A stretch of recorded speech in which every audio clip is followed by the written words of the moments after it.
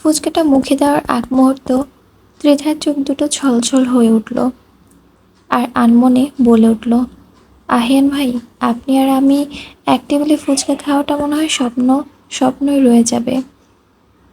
কেমন আছেন? মেহেদির কথায় জুই মাথা নিচু করে জবাব দিল, আলহামদুলিল্লাহ, ভালো আছি। আপনি ভালো আছেন? আলহামদুলিল্লাহ, আমিও ভালো আছি। লেখাপড়া ঠিকমতো চলছে তো? জুই বলল, হুম। আচ্ছা, একটা কথা বলি। বলুন। আমি তো আপনার থেকে অনেক ছোট, তাহলে আমাকে এমন আপনি আপনি করে বলেন কেন? মেহেদি বলল, কারণ কেউ এখনো বলেনি তাকে তুমি করে ডাকতে। জুই লাজুক হেসে মাথা নিচু করে বলল, সব কিছুতে কি আপনার পারমিশন নেওয়া লাগবে? তাহলে কি অবাধ্য হব? জুই আর কিছু বলল না। এই ছেলের সাথে সে কখনোই কথায় পেরে উঠবে না, তাই চুপ করেই আছে। কিন্তু সে অনুভব করতে পারছে সামনের লোকটার দৃষ্টি তার নত মস্তিষ্কর দিকে। ঠিক তখনই হঠাৎ করে বেজে উঠল মেহেদির বাটন ফোনটা। পকেট থেকে ফোনটা বের করে কানে নিয়ে হ্যালো বলতে ওপাশ থেকে কী বলল শোনা গেল না। মেহেদি হালকা তেজি কণ্ঠে বলল, আমি এখনই আসছি। তারপর ঝটপট ফুচকার বিল পরিশোধ করলো। যদিও ত্রিধা ও জুই মানা করেছিল, কিন্তু মেহেদি মানল না। জুইয়ের থেকে বিদায় নিয়ে সে বিল পরিশোধ করে চলে গেল। জুই চেয়ে রইল মেহেদির যাওয়ার পানে। কোঁকড়ানো চুলগুলো পুরুষের লম্বা অগোছালো লোকটিকে তার বড্ড ভালো লাগে। সবথেকে ভালো লাগে তার অমায়িক ব্যবহার। লোকটার কত সুন্দর করে কথা বলে। দুধে ময়লা কিছু পাওয়া গেলেও বিশ্বাসযোগ্য, কিন্তু এই লোকের কথায় অশুদ্ধতা পাওয়া অবিশ্বাস্যযোগ্য। জুয়ের ভাবনার মাঝে ত্রিধা তাড়া দিল কলেজে ফেরার জন্য। ক্লাস টাইম শুরু হয়েছে, আর 10 মিনিট বাকি। 10 মিনিট পর ক্লাসে সবচেয়ে খাচ্চর সামাদ স্যারের ক্লাস, যিনি ওদের ম্যাথমেটিক্স পড়ান। তার ক্লাসে 1 মিনিট লেটে ঢুকতে পারবে না। পড়ালেখা ছাড়া অন্য কোনো কথা বলতে পারে না, এদিক সেদিক তাকাতেও পারবে না। তাছাড়া রয়েছে আরও অনেক রুলস। তার একটা কিছু অমান্য হলে মনে হয় এই স্যারগুলি গুলি করে মারবে পুরো ক্লাসটাকে। পুরো ক্লাস তার চোখকে ভয় পায়, চোখ লাল হয়ে আসে রেগে গেলে। এটা দেখেই তো মেয়েদের গলা শুকিয়ে আসে। ত্রিধা বহু কষ্টে ক্লাসে মনোযোগ দিয়েছে আজ। সে অনেক ভেবে দেখেছে, আসলে আহিয়া আপু যা বলেছে ঠিকই বলেছে। নিজের কয়েকদিনের ভালোবাসার জন্য বেকুল হয়ে পাপার এতদিনের ভালোবাসাকে অগ্রাহ্য করা মোটেও ঠিক হয়নি। তার পাপাও মাম্মানদের দুনিয়া সে। এসব ভালোবাসা জনিত কারণে সে যদি রেজাল্ট খারাপ করে, তাহলে পাপার সামনে মাথা উঁচু করে কখনোই দাঁড়াতে পারবে না। তাছাড়া সে পাপার কষ্টের কারণ হতে চায় না, তাই মন না চাওয়া সত্ত্বেও সমস্ত ক্লাস মনোযোগীভাবে শেষ করে বাড়িতে ফিরেছে। আর একটা কথা তো সত্যি, যে মানুষটা কয়েকদিনের জন্য জীবনে এসে মায়া লাগিয়ে চলে যায়, তার জন্য নিজের সবচেয়ে কাছের মানুষগুলোকে কষ্ট দেওয়ার সম্পূর্ণ অযৌক্তিকর। তার চেয়ে ভালো বেঈমান পুরুষটার মন কঠোরতার সযত্নে বন্দি থাকুক। যখন খুব করে মানুষটাকে মিস করবে, তখন না হয় তাকে ভেবে কয়েক ফোঁটা চোখের জল ফেলা যাবে। ভাবতে ভাবতে ত্রিধা লক্ষ্য করলো অনায়াসেই তার চোখ থেকে গাল বেয়ে পানি পড়ছে। ত্রিধা নিজেও জানে মনকে বোঝানো কষ্টসাধ্য হয়ে যাবে, কিন্তু নিজের জন্য তো আর আশেপাশে প্রিয় মানুষগুলোকে কষ্ট দেওয়া যায় না। তার চেয়ে ভালো কষ্টগুলো না হয় নিজেই হজম করে নেবে। ভেবেই ত্রিধা চোখের পানিগুলো মুছে ওয়াশরুমে গেল। ঝটপট ফ্রেশ হয়ে বই খাতা নিয়ে গেল কলেজে।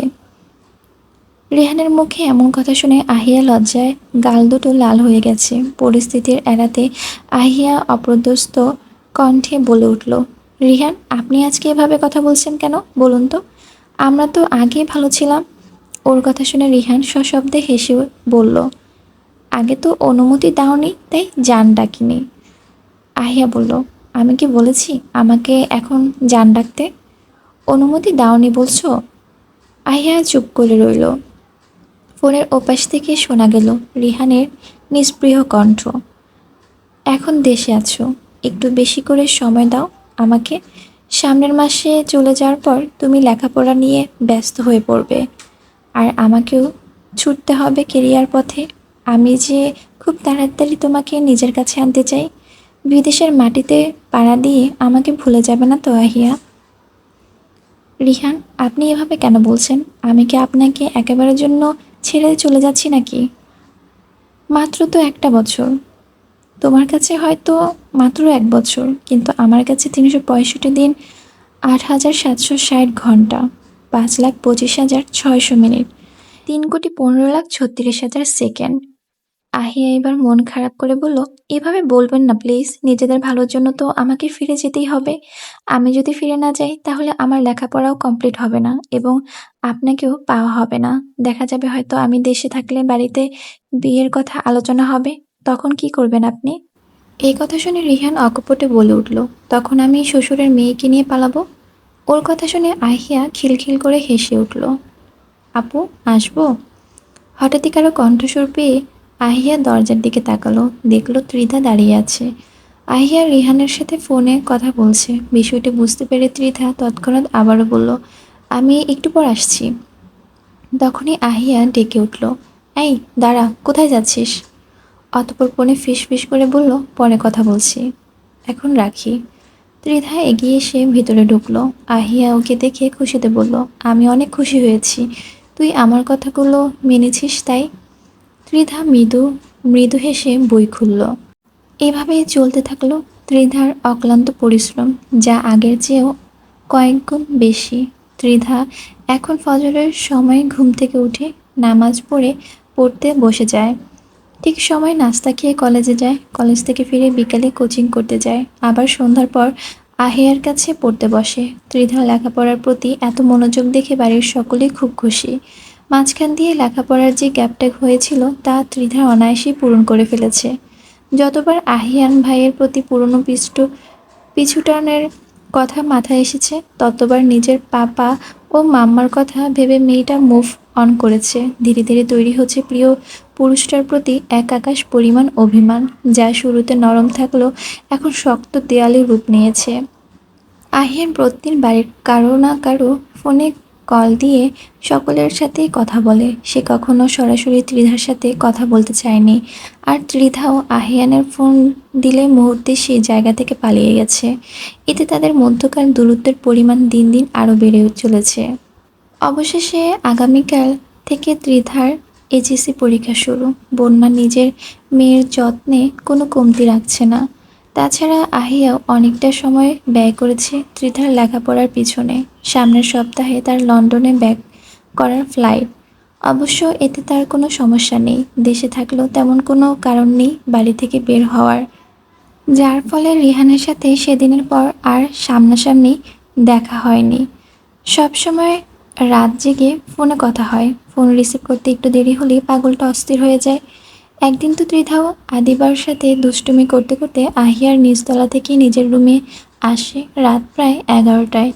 এসে সেলফোনটা হাতে নিয়ে দেখে রিহানের 680টা ফোন কল এবং প্রায় 500 মেসেজ।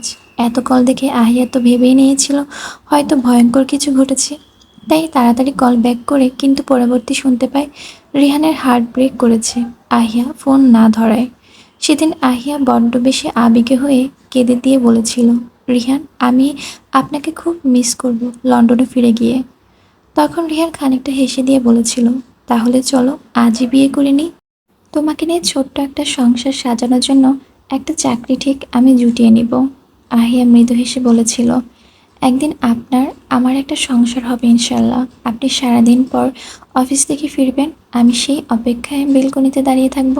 আপনি বাড়ি ফিরলে 1 কাপ কফি নিয়ে খুশি মনে হাজির হব। আপনার ঘামে ভেজা কপালটা কে আমি শাড়ির আঁচলে মুছে দেব। তারপর রিহান দুষ্টুমি করে বলেছিল, এত লোভ দেখাইও না জান, তাহলে মধ্যরাতে তোমায় তুলে নিয়ে বিয়েটা কালকে কিন্তু করে ফেলবো। দেখতে দেখতে আহিয়া চলে যাওয়ার সময় ঘনিয়ে এসেছে, কিন্তু এদিকে রিহানের পাগলামি বেরিয়ে চলেছে। রিহান চায় চলে যাওয়ার আগে এই 7টা দিন আহিয়া যেন ত্রিধার সাথে এক্সাম হলে যায়। সে এই কয়েকটা দিন আহিয়ার সাথে প্রতিদিন দেখা করতে চায়। রিহানের পাগলামির গভীরতা বুঝতে পেরে আহিয়াও সিদ্ধান্ত নেয় সে ত্রিধার সঙ্গে যাবে। সেটা শুনে তানভীর খুব খুশি হয়েছে। তানভীরের খুশি শুনে আবির আর কিছু বলেনি, কারণ বাড়ির গাড়ি ওদের নিয়ে যাবে আবার নিয়ে আসবে, এতে মেয়েদের কোনো অসুবিধা হওয়ার তো কথা না। বন্যা নিজেও সাথে যেতে চাইলে আহিয়া জানায় এত গরমে তার কষ্ট করে যাওয়ার কোনো প্রয়োজন নেই, আহিয়া একাই সবটা ম্যানেজ করতে পারবে। অবশেষে সিদ্ধান্ত হয় প্রথম দিন তানভীর ওদের দুজনকে এক্সাম হলে নামিয়ে দিয়ে অফিসে যাবে। তারপর থেকে আহিয়া যে কয়েকদিন দেশে আছে সেই যাবে ত্রিধার সাথে। লন্ডনের রাত যেন আলোর উৎসব, চারিদিকে ঝলমল করছে নিয়ন বাতির আলোয়, রাস্তার ধারে পুরনো ইউরোপিয়ান স্টাইলের ভবনগুলো, কফি শপের জানালা দিয়ে ছড়িয়ে পড়া উষ্ণ আলো, দূরে লন্ডন, আইয়ের ঘূর্ণন, সব মিলিয়ে এক অপূর্ব সৌন্দর্য। কিন্তু এই সৌন্দর্যের মাঝেও আজ একটি মাস হলো আহিয়ানের মনে কোনো আলো নেই। সে একা দাঁড়িয়ে আছে এক লেকের পাড়ে, হয়তো হাইড পার্কের স্প্লেন্ডেড লেক, কিংবা ছোট কোনো শান্ত জলাশয় যেখানে বাতাসের ঠান্ডা কুয়াশার ছোঁয়া, চারপাশে নীরবতা, শুধু হালকা বাতাসে পানির ঢেউয়ের ল্যাম্পপোস্টের আলো দুলছে। হাতে গরম কফির কাপ, কিন্তু কফিটা আজ ঠান্ডা হয়ে গেছে তার মতোই। ঠোঁটের কাছে তুলেও খেয়াল নেই। মনটা উড়ে গেছে বহু মাইল দূরে বাংলাদেশের ত্রিধার কাছে। চোখ তুলে রাতের আকাশের দিকে তাকায় আহিয়ান। মেঘের ফাঁক গলে একটা আধখানা চাঁদ ঝুলে আছে, ত্রিধার হাসির মতোই কোমল। ওর বুকের ভেতর হঠাৎ একটা হাহাকার জেগে ওঠে। ত্রিধার হাসি, ত্রিধার অভিমান, ত্রিধার চোখের মায়া, সব কিছু যেন এই বিদেশি আকাশের তাকে ঘিরে ধরে। তখনই অদূরে এক বাঙালি কফি শপ থেকে মৃদু শব্দে সুর তুলে ভেসে আসছে একটি বাংলা গান। গানের কথাগুলো যেন আহিয়ানের না বলা কথাগুলোকে জাহির করায় ব্যস্ত। আহিয়ান মুহূর্তেই চোখ বন্ধ করে নিল, চোখের তারায় ভেসে উঠল এক মায়াবী মুখ।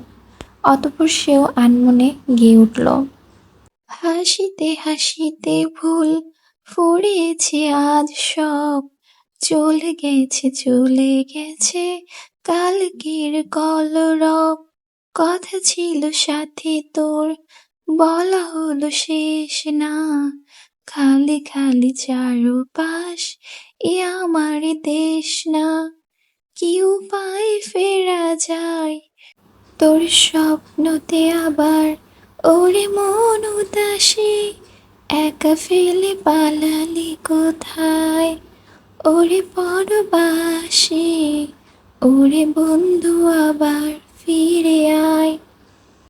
প্লিজ গান শুই না কেউ হাইসো না, কারণ আমি এই গান শুনিও নাই, আর এটার কীভাবে মানে সাউন্ড দিব সেটাও বুঝতে পারছিলাম না। আমি আমার মতন করে গিয়েছি, এই জন্যই বললাম কেউ আমার গান শুনে আবার হাসবা না। তার কণ্ঠে মিশে যায় হালকা ঠান্ডা বাতাসের শো শো শব্দ। লেকের ওপারে শহরের গাড়ির আলো নরম ঢেউয়ের মতোই ঝিলমিল করছে, কিন্তু আহিয়ানের চোখে শুধু ত্রিধার মুখ, একটা হাসি, একটা মিষ্টি হাসি, একজোড়া ভেজা চোখ, আর এক চিরন্তন অপেক্ষার গল্প।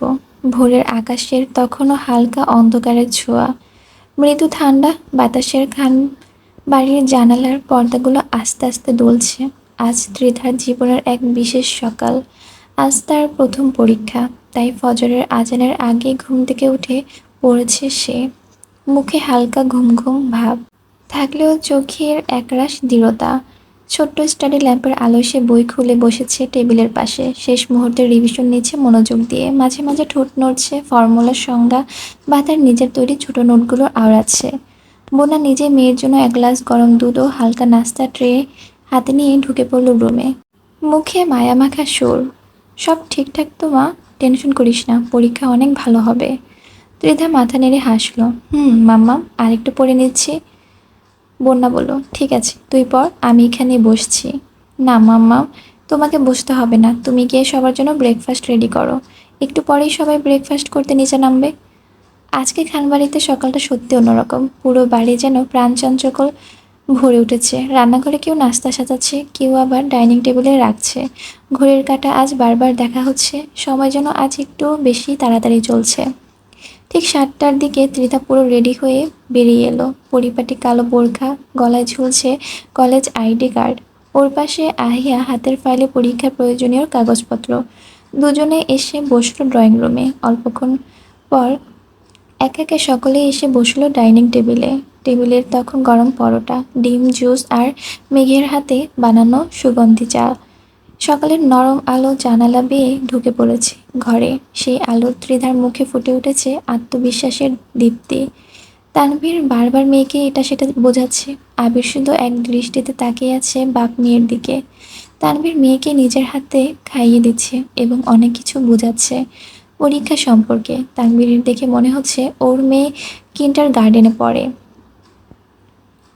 আবির আহিয়াকে স্পষ্ট কণ্ঠে বলে দিয়েছে পরীক্ষা চলাকালীন সময় সে যেন ওয়েটিং রুমের থেকে বেরিয়ে অন্য কোথাও না যায়। আহিয়া ভদ্রমেয়ের মতোই শুধু মাথা নাড়িয়েছে। নাস্তা শেষ করে ত্রিধার সকলের কাছ থেকে বিদায় নিয়ে বাহির হয়ে গেল। আবার আবিরের কাছে। আবির মেয়ের মাথায় হাত বুলিয়ে দিয়ে বেস্ট অফ লাক জানালো। অতঃপর জিজ্ঞেস করলো, আম্মু ভালো রেজাল্টের পর আমার থেকে তুমি কি চাও? ত্রিধা খুব করে বলতে ইচ্ছা করলো, বড় পাপা তোমার ছেলেটাকে লিখে দাও না সারা জীবনের জন্য আমার নামে, তাহলে আমার আর কোনো কিছুই চাওয়া থাকবে না। কিন্তু নিজের মনকে শান্ত করে সে বলল, কিছুই বলল না, বরং বলল শুধু দোয়া করতে। বড় পাপা গম্ভীর মুখে হালকা হাসি দেখে বোঝা যাচ্ছে উনি কতটা খুশি হয়েছে মেয়ের আচরণে। প্রতিদিন আহিয়ান ভাই এই সময় ফোন দেয়, কিন্তু আজ এখনও দিচ্ছে না। তাহলে কি আজকে যাওয়ার আগে মানুষটার কণ্ঠস্বর শোনা হবে না? ওর ভাবনার মাঝে আহিয়া ফোনটা বেজে উঠল। আহিয়া খুশি খুশি কণ্ঠে বলল, ভাইয়া কল দিয়েছে। ত্রিধার যাওয়ার সময় প্রায় হয়ে এসেছে। তানভীর গিয়েছে গাড়ি বের করতে, তাও ত্রিধা আহিয়াকে তাড়া দিল না, বরং অপেক্ষা করে শুনতে চাইল আহিয়ান ভাইয়ের কণ্ঠটা। আসসালামু আলাইকুম ভাইয়া, কেমন আছো? আহিয়ার প্রশ্নে ফোনের ওপাশ থেকে আহিয়ান জবাব দিল, ওয়ালাইকুম আসসালাম, ভালো আছি, তুই কেমন আছিস? আমিও ভালো আছি। অতঃপর আহিয়া একটু তাড়াহুড়ো করে কণ্ঠে বলল, ভাইয়া আমি বাড়ি ফিরে তোমার সাথে কথা বলবো। এখন আপাতত মাম্মার ফোনে কল দিয়ে সকলের সাথে কথা বলো, আমি ত্রিধার সাথে এক্সাম হলে যাচ্ছি। ভিডিও কলে দেখা গেল আহিয়ার মৃদু হাসলো। অতঃপর পুরুষালী ভরাট গম্ভীর কণ্ঠে বলল, সাবধানে যাস, আর সাদা মুলাকে বলিস ভালোভাবে পরীক্ষা দিতে। সামনে আছি, তুমি নিজে বলে দাও। না থাক, এখন সময় কম, তাড়াতাড়ি বেরিয়ে পড়। বলেই ফোনটা কেটে দিল। ত্রিধা মুখ বাঁকালো। অতঃপর সকলের কাছ থেকে বিদায় নিয়ে বেরিয়ে পড়ল। বন্যা আর মেঘ তো মেয়েকে বোঝাতে বোঝাতে সদর দরজার বাহিরে চলে এসেছে। এইচএসসি পরীক্ষার জন্য শহরের রাস্তাঘাটে আজকে প্রচুর পরিমাণ জ্যাম। তানভীর শর্টকাট রাস্তা দিয়ে প্রায় 9টা 30-এ এক্সাম হলে পৌঁছে গেল। এক্সাম শুরু হতে আরও 30 মিনিট বাকি। এক্সাম হলের বাইরে গার্ডিয়ান ও পরীক্ষার্থীদের ভিড়। তানভীর মেয়ের জন্য পানির বোতল এবং আহিয়ার জন্য টুকটাক কিছু চিপস, জুস এগুলো এনে দিল। সত্যি বলতে ওয়েটিং রুমে ওয়েট করাটা বিরক্তিকর ব্যাপার। তখন যদি হালকা পাতলা কিছু খাওয়া যায় ব্যাপারটা মন্দ হয় না। অবশেষে ত্রিধা তার পাপা ও আপুর থেকে বিদায় নিয়ে ঢুকে পড়ল এক্সাম হলে। তানভীর আহিয়াকে ওয়েটিং রুমে নিয়ে বসালো। অতঃপর বারবার বুঝিয়ে বলল অন্য কোথাও যেন না যায়, বাহিরের কারো থেকে কিছু খেতে না, কোনো সমস্যা হলে অবশ্যই ফোন দিতে। এক্সাম শেষ হওয়ার আগেই ড্রাইভার এসে অপেক্ষা করবে। সেই গাড়ি দিয়ে বাড়ি যাওয়ার কথা বলে তানভীরের নিজের অফিসের উদ্দেশ্যে বেরিয়ে গেল। মামা বেরিয়ে যাওয়ার 10 মিনিটের মাথায় আহিয়া কল দিল রিহানকে, কিন্তু রিহান ফোনটা কেটে দিল। আহিয়ার মন খারাপ হবে হবে অবস্থা। এমন সময় পাশে এসে কেউ বসলো। আচমকা আহিয়া পাশে তাকাতেই দেখলো রিহান বসে আছে। রিহানের সাথে ফোন দিনরাত কথা হলেও সামনাসামনি দেখা খুব কম হয়েছে। ফোনে স্বাধীনতাভাবে অনেক কথা বলতে পারলেও এখন সামনাসামনি দেখে আহিয়া লজ্জা লাগছে বেশ। তাই কিছু না বলে মাথা নিচু করে রাখলো। রিহান এক দৃষ্টিতে তাকিয়ে দেখলো তার পাশে বসা শুভ্র রঙের সালোয়ার কামিজ পরা লাজুক লতাকে। ঠিক তখনই এক বয়স্ক মহিলা খুব খুব করে কাশি শুনে ওর ঘোর কাটলো। পাশে তাকিয়ে দেখলো এক দাদিমা বসে আছে, হয়তো উনি ওনার নাতনিকে নিয়ে এসেছে। তখনই দাদিমা কড়া কণ্ঠে বলে উঠল, এই ছেলে, এটা কি প্রেম করার জায়গা? রেহান তখন দুষ্টমি সুরে বলল, প্রেম করছি না তো দাদু, এটা আমার বউ। মিথ্যা কথা বলার কোনো জায়গা পাস না হতচ্ছাড়া? একটু আগেই তো দেখলাম এই মেয়ের সাথে মেয়ের মামা এসেছে, এখন নিশ্চয়ই এটা বলবি না ভেতরে যেটা পরীক্ষা দিচ্ছে সেটা তোর মেয়ে? রিহান বলল, আস্তাগফিরুল্লাহ দাদু, এটা আমার একমাত্র শালী, মেয়ে কেন হতে যাবে? ওদের কাণ্ড দেখে আহিয়া ফ্লোরের দিকে তাকিয়ে মিটিমিটি হাসছে। হঠাৎ দাদু আবারও কেসে উঠল। আহিয়া নিজের হাতের বোতলটা এগিয়ে দিয়ে বলল, আপনি একটু পানিটা খান। বৃদ্ধ বৃদ্ধ দাদু যখন পানি খাওয়ায় ব্যস্ত, রিহান তখন আহিয়াকে নিয়ে বাহিরে চলে আসলো। আর যাই হোক, ওয়েডিং রুমে তো আর প্রেম করার জায়গা না। আহিয়া বাহিরে এসে দেখলো রিহানের বাইক দাঁড় করানো। আহিয়া প্রশ্নবোধক দৃষ্টিতে তাকালো রিহানের দিকে। রিহান মৃদু হেসে নিজের পকেট থেকে একটি ওয়ান টাইম মাস্ক বের করে আহিয়াকে পরিয়ে দিল। অতঃপর মিষ্টি হেসে বলল, ভয় নেই, তোমার পাপা ও দাদুর অফিসের যেদিকে, আমরা তার উল্টো দিকে যাব। এমনকি ত্রিধার এক্সাম শেষ হওয়ার আগেই ফিরে আসবো। আহিয়ার নিঃশ্বাসটা মনে হয় এতক্ষণ আটকে ছিল। আশ্বস্ত করতেই বড় এক দীর্ঘশ্বাস ফেলল। অতঃপর উঠে বসলো রিহানের বাইকের পিছনে। কাপা হাতে আলতো করে স্পর্শ করলো রিহানের কাঁধ। রিহান বাইকের মিরর স্পষ্ট দেখছে, তাকে নিয়ে আহিয়ার জড়তা। তারপর মৃদু হেসে বাইক স্টার্ট দিল। বাইক ছুটল আপন গতিতে। রিহান শহরের মধ্যেই কোলাহল শূন্য এক গ্রামের পথ ধরে এগিয়ে যাচ্ছে। মুগ্ধ দৃষ্টিতে দেখল আশেপাশের পরিবেশ। রাস্তায় দুই পাশে গাছ আর গাছ। একপাশে তো গাছের পরে নানান রকমের ফসলের ক্ষেত। কেউ কেউ তো রাস্তা দিয়ে গরু ও ছাগল নিয়ে যাচ্ছে মাঠের দিকে, আবার কেউ কেউ নদী বা বিলে মাছ ধরছে। অল্প বয়সে বিদেশে পাড়ি দেওয়া বাংলাদেশের গ্রামের এই অপরূপের দিকগুলো আহিয়ার কখনো দেখা হয়নি। তবে পাপার কাছে অনেক গল্প শুনেছে বাংলাদেশের গ্রাম সম্পর্কে। আচমকা ঝিরে ঝিরে বৃষ্টি পড়া শুরু হলো। রানিং বাইকে প্রথমে মধুর অনুভূতি হলেও ধীরে ধীরে বৃষ্টির ফোঁটাগুলো চেহারায় কাটার মতন বিঁধছে রিহান। রাস্তার পাশে একটা নিরিবিলি টং দোকানে দেখে বাইক স্ট্যান্ড করলো। আহিয়া ও রিহান নেমে দৌড়ে গেল দোকানের দিকে। দোকানে আর কোনো লোক না থাকায় ওদের বরং সুবিধাই হলো। রিহান আহিয়াকে নিয়ে সহজেই সেখানে দাঁড়াতে পেরেছে। মেয়েটা সাদা রঙের জামাটা প্রায় আধ ভেজা হয়ে গেছে, যার কারণে কিছুটা অপ্রীতিকর অবস্থায় হয়ে দাঁড়িয়েছে। আহিয়া এদিক সেদিক ওড়না টেনে বারবার নিজেকে ঢাকার চেষ্টা করছে।